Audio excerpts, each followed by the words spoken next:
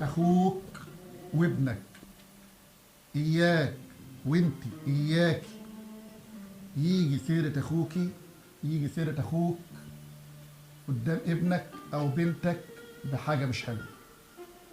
اخوك لحمك دمك، مختلف معاه متفق معاه، اخوك. ابنك هيتعوض، اخوك مش هيتعوض.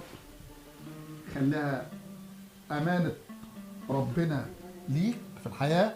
اخوك قال تعالى سنشد عضدك باخيك، فحاول اوعى اوعى تدي لابنك فرصة ان يتمادى او يعني يبقى راجل قدام عمه.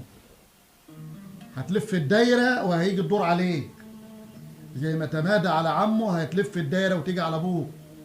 ما هتيجي من تحت كده. ممكن ابن عمه مرة عدنا له بقى عمه، عدنا له بقى ابوه. اخوك اوعى ابنك يجي على اخوك، اوعى مراتك تيجي على اخوك. بيني وبين اخويا شويه مشاكل، بيني وبين اخويا حبه امور في الميراث، في الارض، في الدنيا، ده حقك انت واخوك. حاجه سايبها لكم ابوكم الله يرحمه، ابنك ملوش فيها. ابنك ده ما يتدخلش ابدا. يا جماعه اغلب المشاكل اللي بتيجي في حياتنا اللي دمرت مجتمعاتنا ان الابن بقى اخ لابوه وبقى بيتعامل مع عمه على انه جاره. ما يعرفش ان احنا لحد قريب، لحد دلوقتي الاجيال اللي من سني واكبر ما يعرفوش ينادوا لجارهم الا لما يقولوا ابويا فلان. يعني حته عمك ده كان الغريب بنقول له ابويا فلان وعم فلان ده لما كنا بنقول كده. لكن ليه الحاجات دي راحت مننا ليه؟ لابد نعلم ابننا بالامر وبالفعل وبالمعروف وبالعافيه ان عمه اولى له، اولى لي انا منك. لو ما احترمتش عمك مش هتحترمني.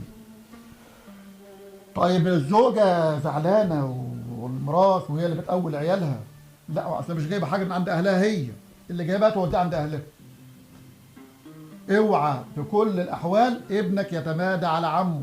اعرف لو تمادى على عمه النهارده هيتمادى عليك بكره، هيعتدي عليك بكره، هيعتدي عليك مره ان يخالف كلامك، مره ما يعملش ان يسمعك، مره في مره في مره لحد ما اللي هيعمله مع عمك يجي يعمله معاك، اللي هيعمله مع عمه هيجي يعمله معاك بس بعد فتره. فاحذر من دي. طب البدايه فين؟ البدايه ان انا بتكلم قدام ابني بطريقه وحشه على عمه. دي البدايه. ان انا زعلان من اخويا وداخل الشقه وانا متضايق، مالك يابا ده عمك عمل وعمل.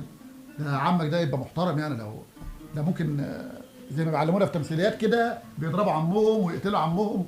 يا جماعه احنا لابد نتعلم ان عمك هو ابوك. عمك هو ابوك، اتربى على كده وربي ولادك على كده. تربي على كده وتربوا ولادكم على كده. العم هو الاب، هو الاب التاني. ما ينفعش الابن يفتح عينه فيه. وزي ما قلنا مراتي هتفتح او هتفتح عينين عيالي فاخويا بلاش قعاد. مش ان انا بقلبك عليها، لكن كل حد له احترام. هي لها مكانتها ولا احترامها ولا وجودها على دماغنا من فوق، لكن في منطقه اخويا لا، هي بره منها، ما نتدخلش. طب انا ليه عند اخويا انا اللي بجيب الجنيه، انا اللي بودي الجنيه. اخويا ياخد جلابيه انا حر، انا حر. اخويا ينام على السرير بتاعي وانزله له بالشقه انا حر، ده حاجتي، ده اخويا، انا حر معاه. لا مراتي ولا ابني يتدخلوا فيها.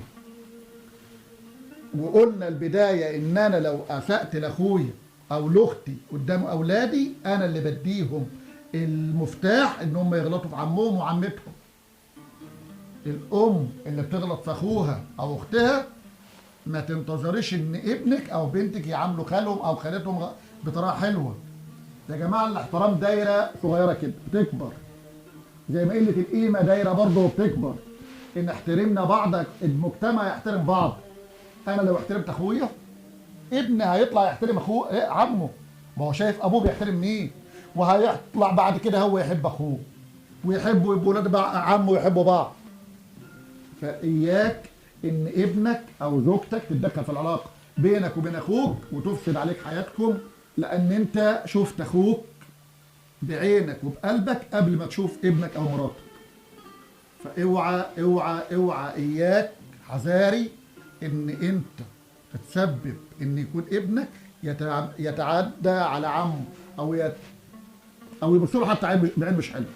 اياك، لان انت اللي هتجني الضرر من ورا الموضوع ده.